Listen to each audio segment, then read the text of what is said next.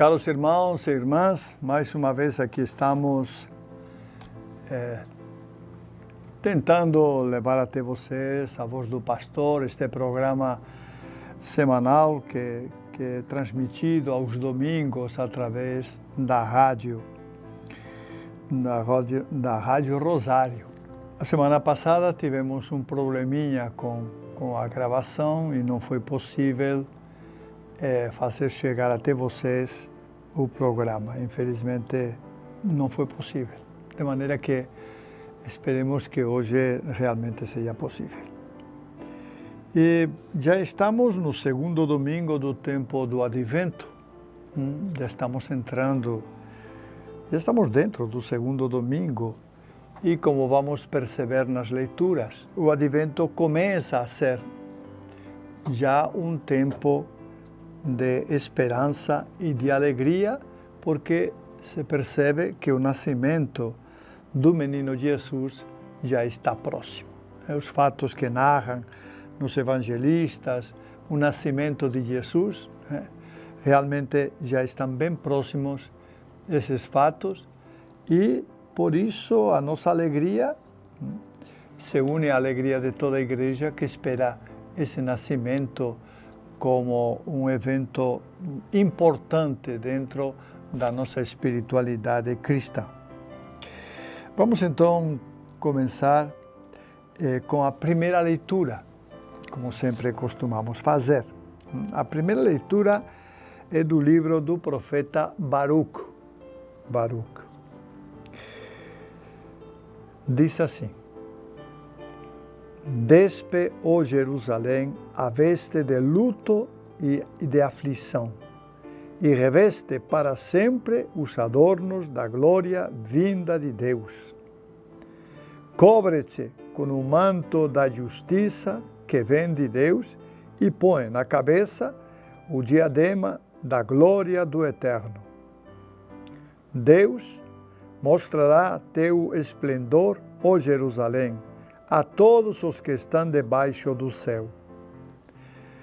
Receberás de Deus este nome para sempre: paz da justiça e glória da piedade. Levanta-te, Jerusalém, põe-te no alto e olha para o oriente. Vê teus filhos reunidos pela voz do Senhor, desde o poente até o levante, jubilosos por Deus ter se lembrado deles. Saíram de ti, caminhando a pé, levados pelo inimigo. Deus os devolve a ti, conduzidos com honras, como príncipes reais. Deus ordenou que se abaixassem todos os altos montes e as colinas eternas, e se enchessem os vales para aplainar a terra, a fim de que Israel caminhe com segurança sob a glória de Deus. As florestas e todas as árvores odoríferas darão sombra a Israel por ordem de Deus. Sim, Deus guiará Israel com alegria à luz de sua glória, manifestando a misericórdia e a justiça que dele precedem. Palavra do Senhor, graças a Deus. Meus irmãos e minhas irmãs, na história de Israel, há um momento trágico em que Jerusalém é invadida e destruída, Israel é conquistado e o povo é levado em deportação para a Babilônia. Este fato marcou a vida do povo judeu, o povo de Israel, porque as melhores pessoas, as pessoas que entendiam, que eram artistas ou que sabiam ler e escrever, foram todas conduzidas para a Babilônia como escravos. Mas a história dá muitas voltas, dá muitas voltas. E a Babilônia não foi um reino eterno. Teve também o seu momento de fraqueza e a partir de um rei Medo, da Média, um rei Medo que a conquistou, Babilônia caiu. Este rei Medo se chamava Ciro. E uma das primeiras coisas que Ciro fez foi devolver. Já fazia 70 anos que o povo era escravo na Babilônia. Mas Ciro devolveu todos os israelitas para sua terra, porque a terra estava despovoada, abandonada. E Ciro quis que aquela região de Israel fosse realmente habitada. Por isso, Ciro, que venceu a Babilônia, que entrou triunfante na Babilônia, devolveu o povo para sua terra. Podem imaginar a alegria deste povo que de uma hora para outra, sem ter feito nada, é devolvido para sua terra.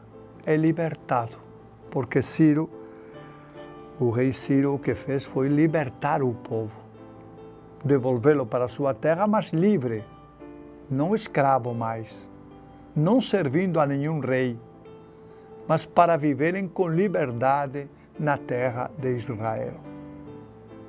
Desta maneira, o povo de Israel se viu totalmente livre e pôde, embora fosse um povo pequeno, porque era um povo pequeno, embora fosse pequeno, pôde continuar a sua vida e a sua história e, principalmente, o povo de Israel compreendeu que a mão de Deus estava por trás daquela libertação do rei Ciro. A mão de Deus estava por trás. Era Deus que tinha provocado essa libertação do povo de Israel.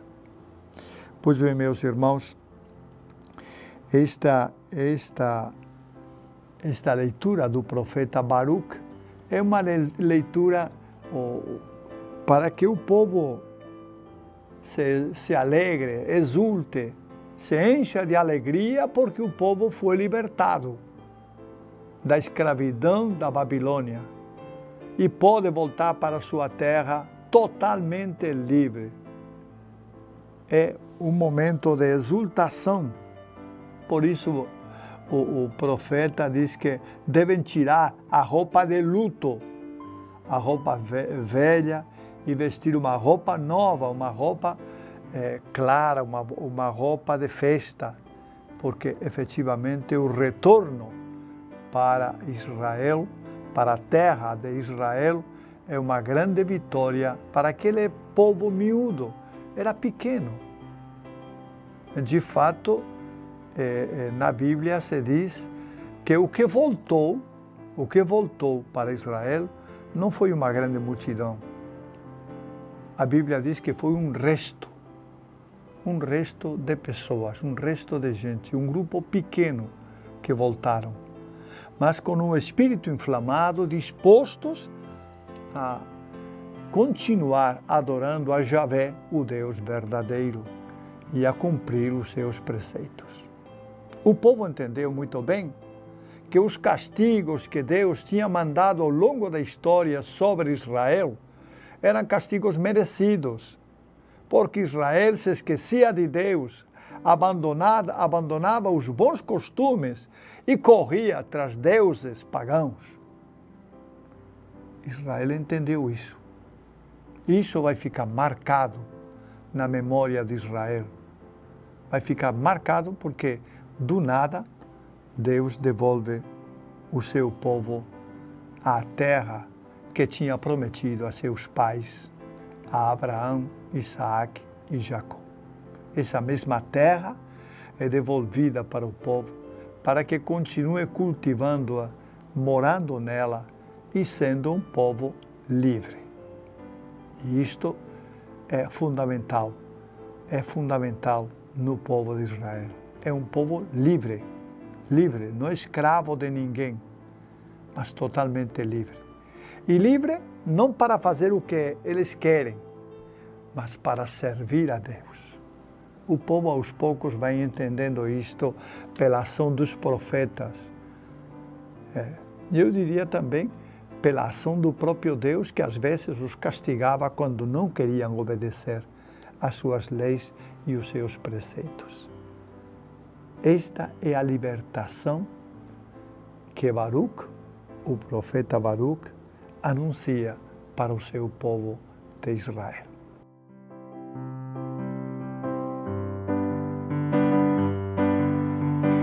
Vamos passar então agora à segunda leitura. A segunda leitura é da carta de São Paulo aos Filipenses. Filipo era uma cidade grega, construída em memória de Alexandre o Magno, e que efetivamente lá havia uma comunidade cristã, os filipenses, uma pequena comunidade, não era grande a comunidade cristã, mas era uma comunidade que se mantinha firme na fé em Cristo Jesus. A eles, o Paulo escreve com carinho, porque se percebe que Paulo tinha um carinho especial por esta comunidade. Então ele escreve com carinho e os anima a continuar perseverando no amor de Deus, na prática da caridade, na prática do perdão. Esse é o sentido, pois, desta segunda leitura que agora vamos escutar. Irmãos, sempre e em todas as minhas orações, rezo por vós, com alegria, por causa de vossa comunhão conosco na divulgação do Evangelho, desde o primeiro dia até agora. Tenho a certeza de que aquele que começou em vós uma boa obra há de levá-la à perfeição até o dia de Cristo Jesus. Deus é testemunha de que tenho saudade de todos vós com a ternura de Cristo Jesus.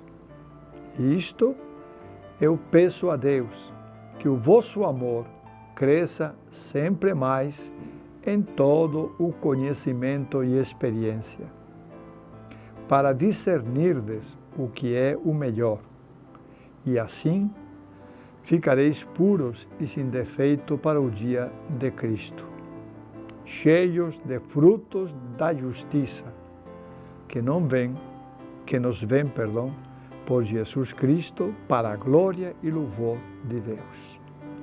Palavra do Senhor, graças a Deus. Como percebemos, é uma leitura, uma conversa com a comunidade, uma carta que expressa o carinho e o amor também, o amor de Paulo por esta comunidade dos filipenses.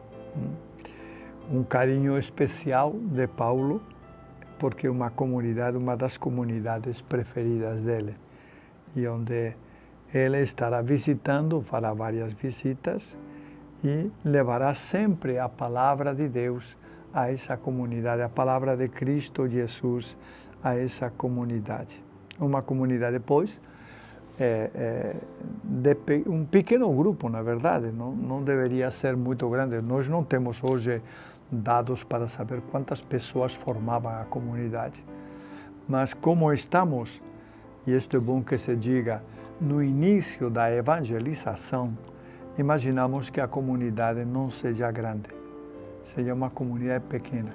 Quem sabe até como uma das nossas comunidades do interior, que reúne lá um grupo de 20, 30 ou 40 pessoas ao máximo, mas que tenta viver no dia a dia a experiência de Cristo Jesus na força do Espírito Santo. Esta é a comunidade de Filipe, pois, que Paulo realmente amava com muito carinho, e a eles dirige expressões bonitas de reconhecimento do seu amor por Cristo Jesus e de gratidão também, porque Paulo se sente grato de que o povo de Filipe acolha a sua palavra, escute a sua palavra, entenda a sua palavra, que em definitiva é palavra de Cristo Jesus. Por isso ele se sente profundamente grato e tem esse carinho especial por esta comunidade.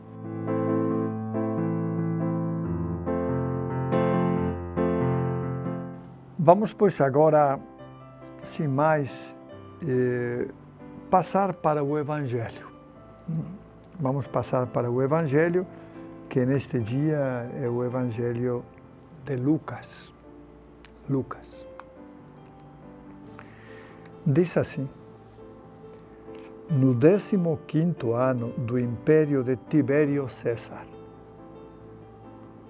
quando Pôncio Pilatos era governador da Judeia, Herodes administrava a Galileia. Seu irmão Filipe, as regiões de Itureia e Traconítide, e Litícias e Abilene. Quando Anás e Caifás eram sumos sacerdotes, foi então que a palavra de Deus foi dirigida a João, filho de Zacarias, no deserto. E ele percorreu toda a região da Judeia, do Jordão, pregando um batismo de conversão para o perdão dos pecados, como está escrito no livro das palavras do profeta Isaías. Esta é a voz daquele que grita no deserto: preparai o caminho do Senhor, endireitai suas veredas. Todo vale será aterrado, toda montanha e colina serão rebaixadas. As passagens tortuosas ficarão retas e os caminhos acidentados serão aplainados. E todas as pessoas verão a salvação de Deus. Palavra da salvação, glória a vós, Senhor. Este texto de Lucas chama a atenção por algumas coisas. Em primeiro lugar, Lucas, que é um historiador, que é alguém que tem noção, que sabe escrever, situa o evento de João, a vinda de João, num contexto político. Quer dizer, ele cita o imperador Tibério, ele o cita para dizer que foi no 15º ano do império dele. Tibério era um déspota, um tirano. Mesmo assim, ele o cita. Igualmente cita Pôncio Pilatos, que era também outra pessoa, pelos evangelhos conhecemos a sua falta de caráter, mas era governador, tinha sido colocado pelo César como governador da Judeia. Cita Herodes como rei, porque era realmente rei, um rei da Galileia, embora aqui diga que era administrador, mas ele se proclamava como rei da Galileia. E cita inclusive o irmão de Filipe, que também tinha algumas cidades da região norte da Judeia que administrava. E chega a citar inclusive Anás e Caifás, os sumos sacerdotes. Então, Lucas coloca no tempo, contextualiza em que momento João recebe a missão de pregar de pregar, de anunciar, de gritar pelo deserto a necessidade de preparar os caminhos para o Senhor.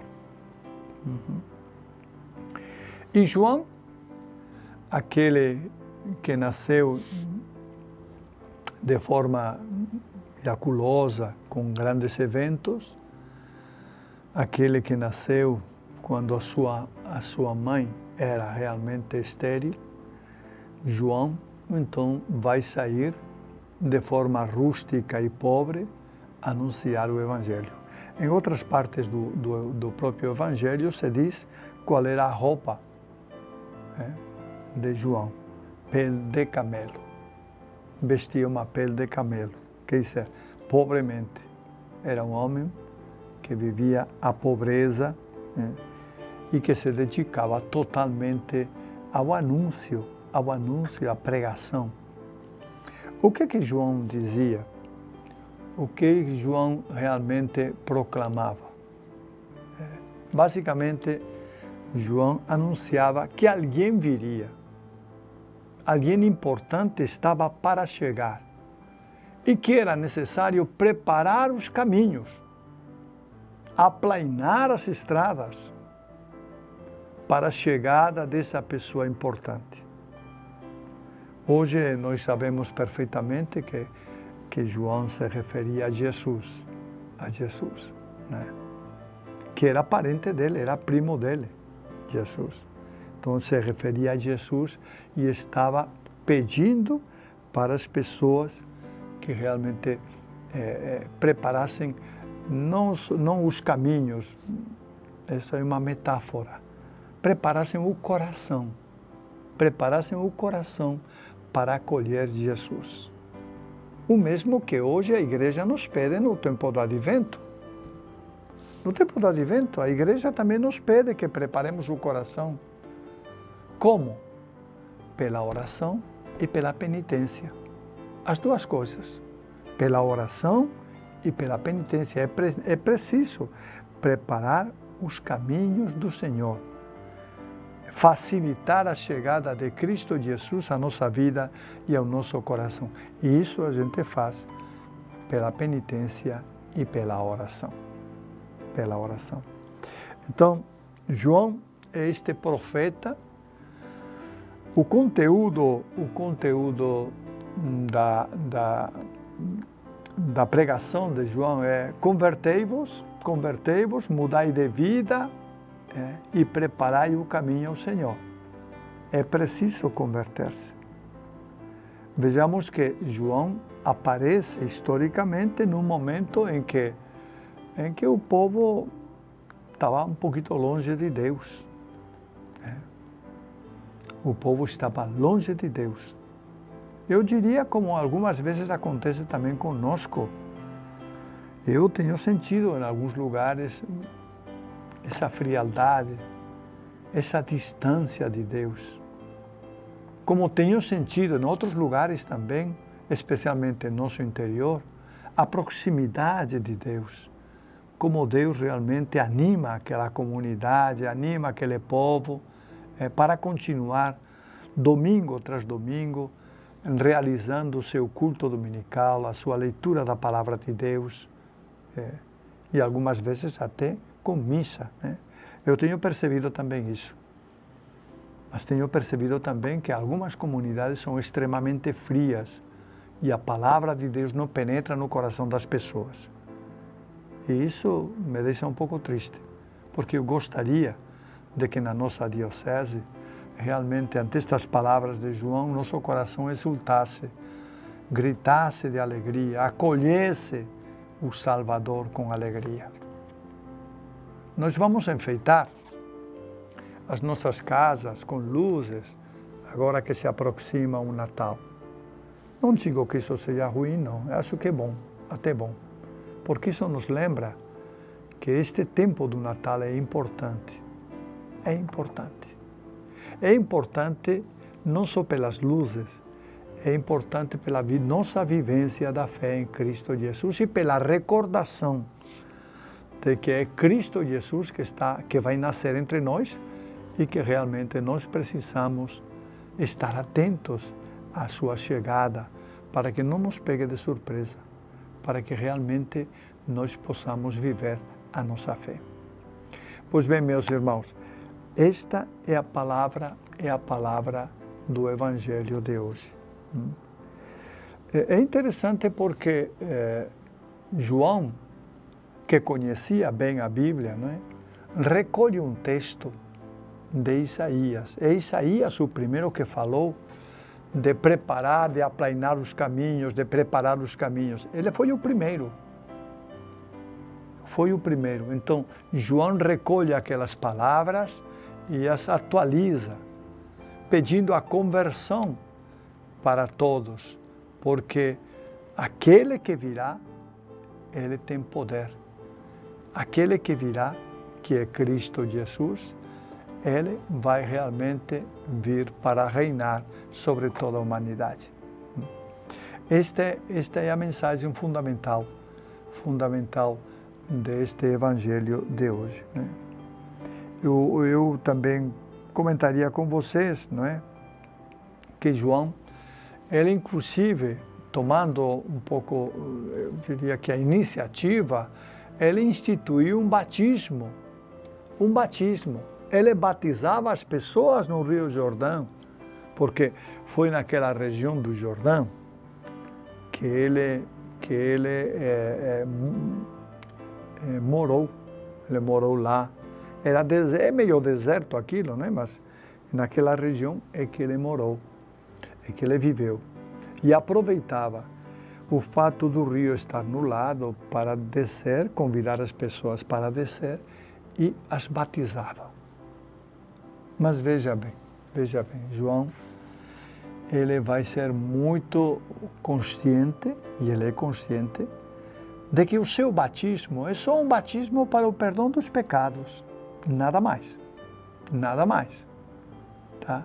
E que o verdadeiro batismo vai ser dado, vai ser administrado por aquele que virá depois, que é Cristo Jesus. Esse sim tem poder de batizar, esse sim tem poder de, digamos, de fazer com que as pessoas recebam o Espírito Santo na sua vida. Esse sim tem poder, efetivamente, de dar a graça, de perdoar os pecados, não só os pecados, mas de também dar a graça de Deus para que a pessoa viva na santidade. Este é João Batista, o precursor, aquele que antecede Cristo Jesus e que traz para Jesus, ou que melhor, que abre um pouco as portas para o Messias, para Jesus Cristo. E aquele que também disse que, humilde como ele era, não era capaz de amarrar as sandálias daquele que viria depois de Jesus Cristo. Este depois é João Batista, que é profeta e ao mesmo tempo é precursor e anunciador da chegada de Cristo Jesus. Ele vai anunciar essa chegada, de Cristo Jesus na terra de Israel. E, logicamente, chegando Jesus na terra de Israel, chegou no mundo. E hoje nós o reconhecemos como Senhor da nossa vida, como Senhor da nossa realidade. Reconhecemos Cristo Jesus como nosso Deus, porque Ele é nosso Deus. E Ele reina com o Pai e com o Espírito Santo, a Trindade Santa no céu. Para lá é que nós queremos um dia chegar. Para lá é que nós queremos ir um dia. Portanto, é necessário, desde agora, se preparar para ir lá. Não podemos deixar essa questão para a última hora. Não. É necessário preparar-nos para entrar um dia no céu. E como vamos nos preparar? Meus irmãos, a preparação que o próprio Jesus nos pediu, esse estar atento, se refere principalmente à vivência da oração em nossa vida, tá? A oração alimentada pela fé em Cristo Jesus que nos mantém atentos e vivos. Por isso é importante que nós entendamos que a questão da salvação eterna, não é uma questão para deixá-la para o final da nossa vida. Desde agora, devemos procurar crescer em nossa fé, vivenciar nossa fé, para poder um dia estar com Deus no céu. O céu está reservado para nós, mas é preciso chegar lá. E só chegaremos se formos pessoas de oração, pessoas que vivem na fraternidade, pessoas que amam os outros, pessoas que, em definitiva, pessoas de bem em nossa vida. Só assim é que nós poderemos chegar um dia à presença de Deus, a estarmos no céu. Por isso, desde agora, repito mais uma vez, desde agora é preciso levar a sério tudo aquilo que a igreja nos pede. É preciso levar a sério nossas eucaristias, participando efetivamente. É preciso levar a sério nossas orações, nossas penitências. Por que não? Também é preciso fazer penitência. É preciso levar a sério tudo aquilo que é de Deus, para que um dia nós possamos também entrar com Deus no céu.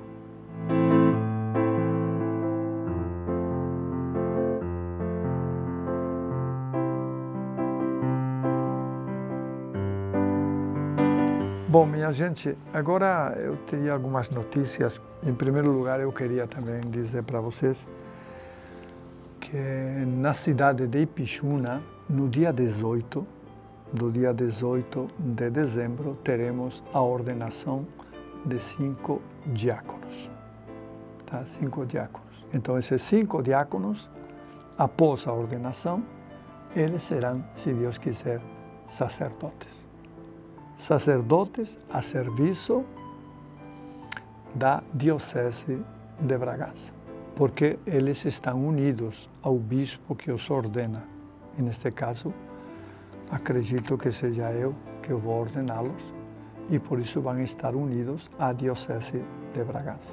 São Antônio Carlos, Gilmar, Gustavo, Pablo e Teodoro.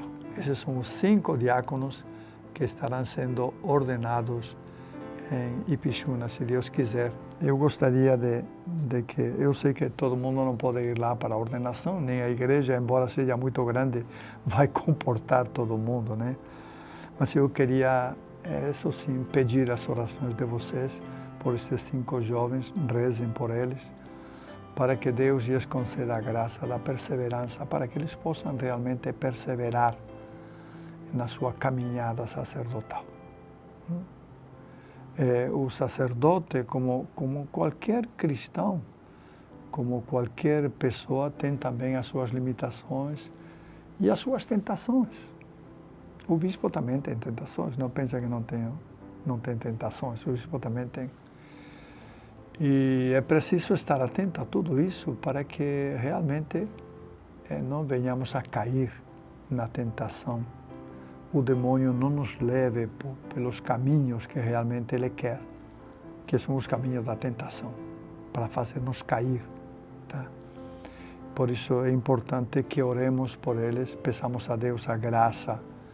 Oremos pelos 5 diáconos e peçamos a Deus a graça que os conserve na sua fidelidade, que os conserve no seu amor e que lhes conceda sempre muita paz no coração, para que ante as dificuldades da vida, ante os problemas da vida, eles possam sempre ter discernimento e serem capazes realmente de tomar as decisões acertadas. Estes jovens, após a ordenação, nos próximos meses, acho que nos próximos 2 ou 3 meses, eles serão enviados às paróquias, às diversas paróquias. Ainda não sabemos ao certo onde eles serão enviados, porque isso depende um pouco do Conselho Presbiteral, não é? E ainda o Conselho Presbiteral não decidiu a que paróquias eles irão. Mas certamente irão a diversas paróquias para poder continuar essa missão bonita, que é a missão do sacerdote, de anunciar a palavra de Deus, de levar a palavra de Deus a todos, de comunicar às comunidades a esperança de tempos melhores, em definitiva, de evangelizar. Mas, forem para onde forem, o certo é que eles realmente vão evangelizar. Eu conheço eles e sei que são bons jovens, com um coração generoso, dispostos a evangelizar em qualquer lugar. E isso me enche de alegria, de profunda alegria, porque realmente eles estão dispostos a entregar a própria vida pelo Cristo Jesus. E, em definitiva, é isso que Deus nos pede. É isso que Deus pede ao sacerdote, que o sacerdote seja capaz de sair do seu comodismo e entregar e se sacrificar pelo povo de Deus e trabalhar pelo povo de Deus, para que o povo de Deus cresça cada vez mais no amor do próprio Deus e no amor de Jesus Cristo. Então, com muita alegria, queremos, pois, anunciar essas ordenações dos 5 jovens que tiveram uma longa preparação. Não é que chegaram ontem e já estão sendo ordenados, não. Todos eles passaram por uma longa preparação. Primeiro passaram por 2 ou 3 anos de filosofia, depois por mais 4 de teologia, quer dizer, a coisa não é assim tão simples, né? Mas eu também queria aproveitar a ocasião para animar as pessoas. Quem sabe tem alguns jovens lá em Irituia ou em outras paróquias que queiram ser sacerdotes um dia. Pois o caminho está aberto, não está fechado para ninguém. É claro que nós colocamos algumas condições para que os jovens possam ser sacerdotes, mas o caminho está bem aberto para todos. Queria também deixar um pouquinho... gostaria também de ler para vocês um texto que é incentivo, umas notícias sobre o Papa, que é incentivo também para a oração. Leio para vocês porque foi tirado da internet e me parece que é interessante. Diz assim: a oração deixa a alma vigilante, diz o Papa Francisco. Por ocasião do Ângelus, Ângelus é aquela oração que o Papa reza meio-dia. Com ocasião do Ângelus, no último domingo, o Santo Padre explicou a importância da vigilância e da oração e advertiu sobre os perigos da preguiça espiritual. O Papa evocou o Evangelho do dia, no qual Nosso Senhor fala sobre o fim dos tempos, período de grandes tribulações. Mas Nosso Senhor pede para não termos medo. Erguei-vos, diz o Evangelho, e levantai a cabeça, porque a vossa redenção se aproxima. É importante ouvir este encorajamento, pois é precisamente nos momentos difíceis e finais que o Senhor vem para nos salvar, afirmou o Papa. E para que não nos deixemos sucumbir pelas tribulações, o Senhor nos convida a mantermos despertos. Ficai acordados e orai. Ficar acordado e vigiar é a parte principal da mensagem de Nosso Senhor. O pontífice, o Papa Francisco, falou então sobre a vigilância, virtude essencial para o cristão, e explicou a relação entre vigilância e assédia ou preguiça espiritual. Vigiar significa isto: não permitir que o coração se torne preguiçoso e que a vida espiritual se enfraqueça na mediocridade, explicou ele. Francisco advertiu ainda sobre o risco de ser um cristão adormecido, O cristão adormecido só se interessa por aquilo que lhe convém e não tem entusiasmo pela missão ou pela oração. Esse tipo de pessoa fica pesada e se arrasta na rotina. O pontífice ainda propôs perguntas à guisa de exame de consciência para proteger o coração da preguiça que nos tira o gosto de viver e o desejo de fazer. É um espírito negativo, disse o Papa, maligno, que aprisiona a alma no torpor, rouba-lhe a alegria. O livro dos Provérbios diz: guarda teu coração, porque dele brota a vida. Custodiar o coração, isso significa vigiar, argumentou Francisco, o Papa Francisco. E com um conselho final para se manter desperto e vigilante, o Santo Padre explicou sobre a importância da oração. O segredo para estar vigilante é a oração. É a oração que coloca Deus no centro das atenções e mantém o coração aceso. A oração desperta a alma do sono, disse o Papa. Para concluir a mensagem, durante o Ângelus, o pontífice sugeriu a recitação de uma jaculatória durante o tempo do Advento. A jaculatória é esta. A jaculatória é sempre uma frase que nós repetimos. A jaculatória que o Papa indica é: vem, Senhor Jesus. Repitamos esta oração ao longo do dia, a alma permanecerá vigilante. Seguimos, pois, essa orientação do Papa, que é importante para a nossa vida, essa orientação de estarmos vigilantes, porque realmente precisamos estar atentos, não só ante a vinda de Jesus, que vai chegar, e nós estaremos celebrando a sua chegada, mas também ante a vida eterna, para a qual Deus nos chama e que devemos vigiar para não cairmos em pecado e fazer aquilo que desagrada a Deus. Que Deus, pois, nos conceda a todos a sua graça, nos mantenha na sua fidelidade, nos conceda o seu amor e nos torne cada vez mais santos. Amém.